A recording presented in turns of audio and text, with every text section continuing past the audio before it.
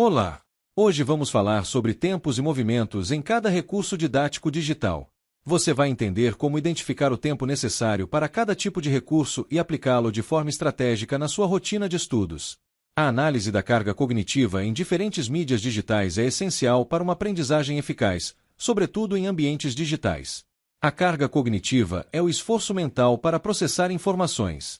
Em cursos à distância, nos quais há diversas mídias como vídeos e podcasts, é essencial saber como cada mídia impacta sua aprendizagem, evitando sobrecarga ou facilitando o estudo. O fator essencial para a aprendizagem é a conexão do novo conteúdo com os conhecimentos prévios do estudante, e não a quantidade de estímulos apresentados. Quando os recursos digitais são apresentados de forma fragmentada, com excesso de estímulos simultâneos ou com um ritmo acelerado, a capacidade de retenção é reduzida, dificultando a construção de significados duradouros.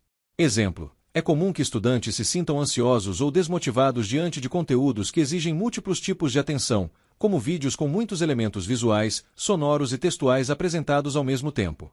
Nesse contexto, é preciso se atentar para o risco da ilusão de interatividade.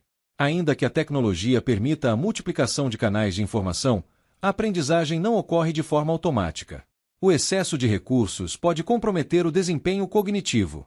Por isso, a curadoria e o planejamento são indispensáveis para que o estudante saiba dosar os estímulos e selecionar os materiais mais apropriados ao seu ritmo e estilo de aprendizagem. Você sabia? Em ambientes virtuais, um podcast curto pode ser mais exigente cognitivamente do que um texto, dependendo do contexto, da linguagem e da falta de apoio visual. Isso se deve tanto ao formato quanto à forma como o conteúdo é apresentado. O novo ritmo da informação, impulsionado pela velocidade das mídias digitais, exige dos sujeitos novas habilidades mentais, como a capacidade de filtrar, organizar e reinterpretar dados em tempo real. Importante: a carga cognitiva deve ser equilibrada para evitar exaustão. Ambientes digitais eficazes priorizam a imersão crítica e seletiva, não a quantidade de recursos. Nesse cenário, é preciso reforçar a importância das metodologias ativas, que colocam o estudante no centro do processo, permitindo que ele interaja com o conteúdo de forma mais reflexiva e significativa.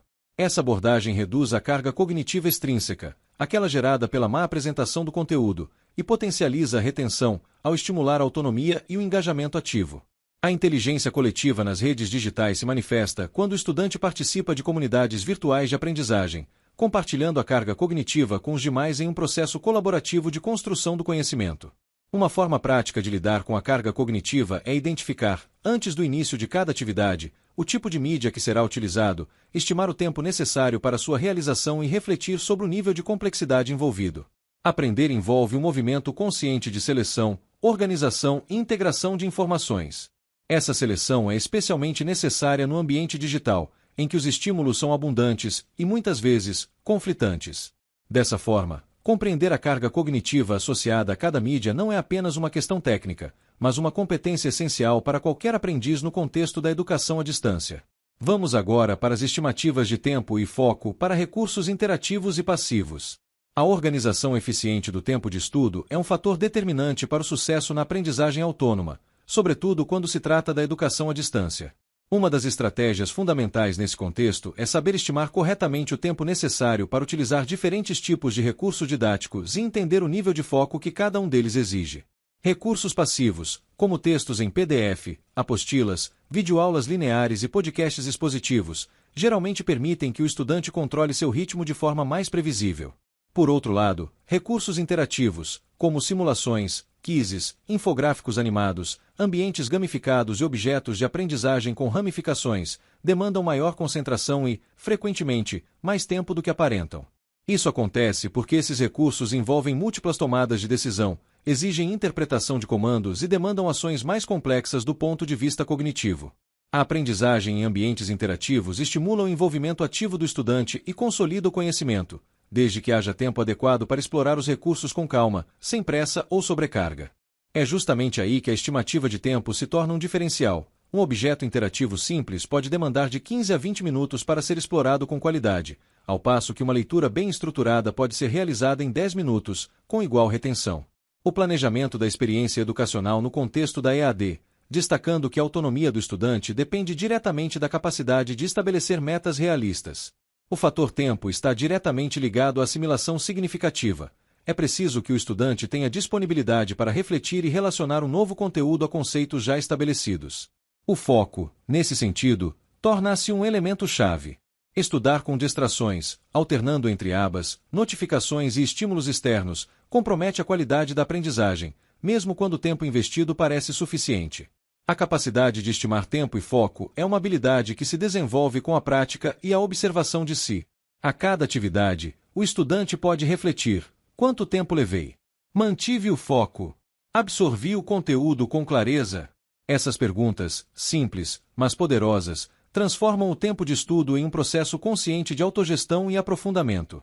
Por fim, a priorização de conteúdos conforme níveis de complexidade e objetivo. Na autoaprendizagem, especialmente em EAD, a quantidade de conteúdos disponíveis pode ser, ao mesmo tempo, uma grande vantagem e um desafio considerável. Diante de trilhas formativas ricas em recursos e temas, torna-se indispensável que o estudante desenvolva a habilidade de priorizar o que estudar, com base na complexidade dos conteúdos e nos objetivos definidos para sua aprendizagem. A organização lógica dos conteúdos é um princípio fundamental da aprendizagem significativa. Ele enfatiza que conteúdos mais complexos devem ser precedidos por conhecimentos mais básicos, formando uma estrutura hierárquica. Nesse sentido, a priorização não é apenas uma questão de preferência, mas um processo pedagógico que respeita a lógica cognitiva do estudante, permitindo que o novo conhecimento seja integrado de maneira estável ao repertório já existente. A aprendizagem eficaz passa pela definição clara de objetivos. Quando o estudante compreende por que está estudando determinado conteúdo e qual a aplicação prática desse conhecimento, ele desenvolve maior autonomia e senso de responsabilidade sobre sua jornada. Estabelecer metas específicas, como revisar conceitos básicos de determinado tema antes de iniciar um estudo aprofundado, ajuda a guiar a seleção do que é mais urgente ou relevante em cada momento. Priorizar conteúdos na autoaprendizagem exige autoconhecimento, análise crítica e clareza nos objetivos. Ferramentas como a matriz de priorização ajudam a organizar o estudo com base em complexidade e urgência. A aprendizagem digital exige um novo protagonismo do estudante. Saber onde está, para onde quer ir e o que estudar exige planejamento, reflexão e prática. Priorizar conteúdos é mais que técnica, é atitude ativa diante do conhecimento. Bons estudos! Até mais!